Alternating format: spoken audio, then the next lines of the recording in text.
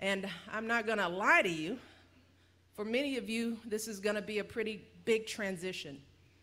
In fact, I think Dr. Martin Luther King described it well in his commencement address in '65 when he declared, quote, "Today you bid farewell to the safe security of the academic environment. You prepare to continue your journey on the clamorous highways of life," unquote.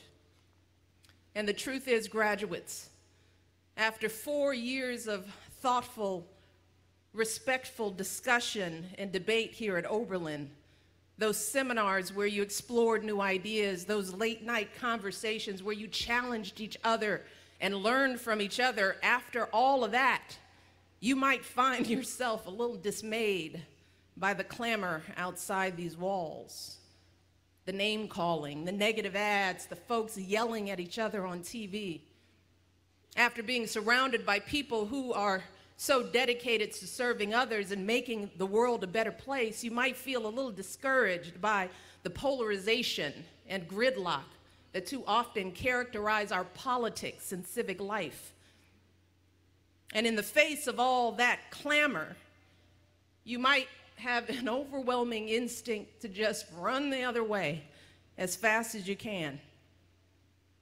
You might be tempted to just recreate what you had here at Oberlin, to find a community of like-minded folks and work with them on causes you care about and just tune out all of the noise.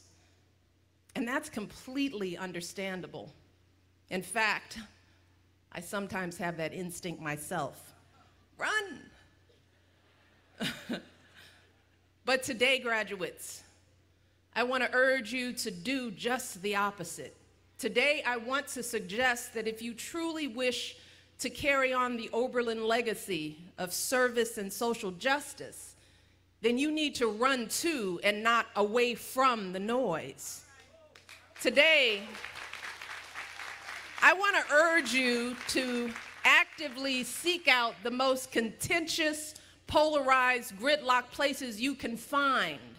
Because so often throughout our history, those have been the places where progress really happens.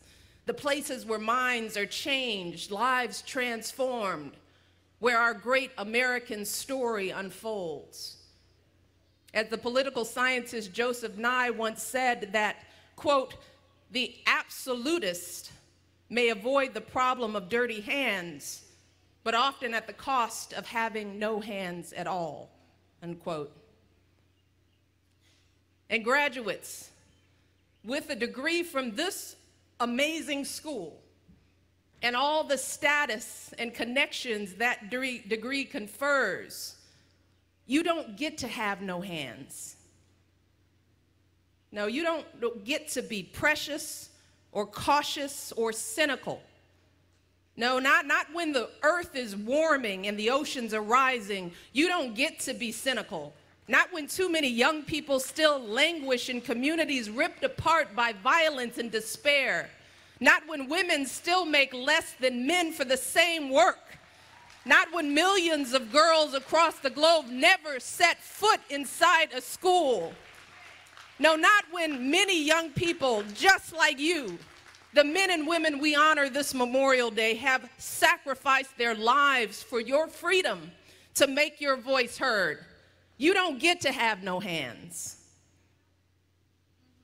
You see, in his speech to those Oberlin graduates 50 years ago, Dr. King urged them, as Julia said, not to sleep through the civil rights revolution that was raging across this country.